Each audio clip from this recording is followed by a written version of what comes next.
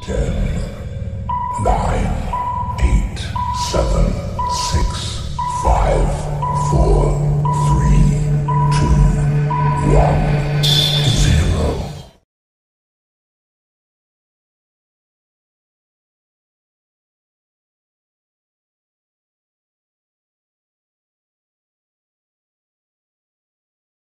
0. Orang tidak mengerti bahwa perbuatan dosa itu akan memberikan implikasi dalam kehidupannya, karena dengan dosa itu mental kita menjadi lemah dan bahkan izzah kita akan hilang kalau kita tidak berusaha untuk secepat mungkin. Karena tanda-tanda orang yang bertakwa itu apabila mereka itu merasakan bahwa mereka telah memiliki dosa, berbuat kesalahan, berbuat maksiat, maka dia segera untuk bertobat, membersihkan diri. Korelasinya dengan bahasan kita pada hari ini tentang tazkiyatun nafs, agar hidup kita bagaimana kemuliaan tetap kita raih, dan bagaimana juga hidup kita menjadi orang yang memang tidak memiliki beban yang berat.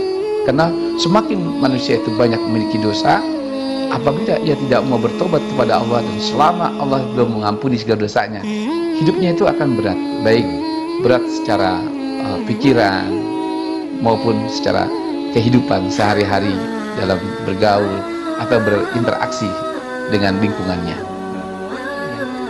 Karena dalam Al-Quran Allah berfirman, kul kullu ya'malu ala sakilati, semua orang akan memperoleh dalam kehidupan itu sesuai dengan amal perbuatannya. Bahkan lebih jauh, dalam surat Al-Isra ayat 7, Allah Subhanahu wa ta'ala memberikan motivasi kepada kita, in ahsantum ahsantum li anfusikum wa in asatum falaha. Jika kamu berbuat baik, maka kebaikan itulah akan kau peroleh dalam kehidupanmu. Tetapi jika kamu berbuat maksiat, maka kemaksiatan itu akan kembali ke dirimu. Saat ini bulan Ramadan, ini korelasinya dengan tazkiyatun nafs ini gimana, Ustaz? Banyak cara yang Allah berikan kepada kita untuk agar perbuatan dosa itu, yang pasti Allah akan turunkan azab bagi orang yang tidak mau bertobat kepadanya, dan Allah memberikan media. Di antara media untuk membersihkan diri kita adalah yaitu dengan berpuasa. Karena dengan berpuasa ini Rasulullah SAW telah bersabda, Ijajal Ramadan sulsilat sayatin, apabila datang bulan suci Ramadan itu dirantailah setan. Salah satu di antara faktor yang menyebabkan manusia itu banyak melakukan tindakan perbuatan dosa atau maksiat, pada hakikatnya itu adalah karena mereka tergoda oleh setan. Paling tidak satu kita lihat ya, cara Allah itu membersihkan kita dari dosa itu dengan berpuasa ini, karena paling banyak orang itu berbuat dosa karena marah, dan orang itu tidak sadar kalau marah itu berdosa. Kenapa? Karena orang itu marah pada hakikatnya karena dia tidak mau menerima kekurangan orang lain.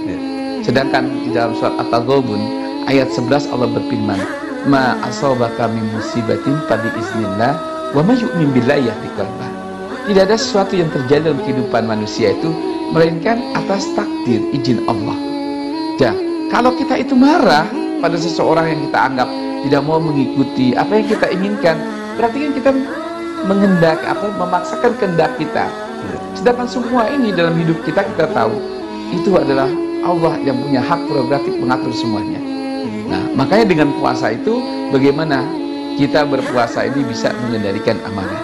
Kita bisa lihat di dalam surat Al-Imran ayat 134 Allah berfirman, wasari'u ila magfiratin mir rabbikum wa jannatin arduhas samawati wal ard u'iddat lil muttaqin alladzina yunfiquna fis syarra'i wad dharra wal kadhiminal ghaidh.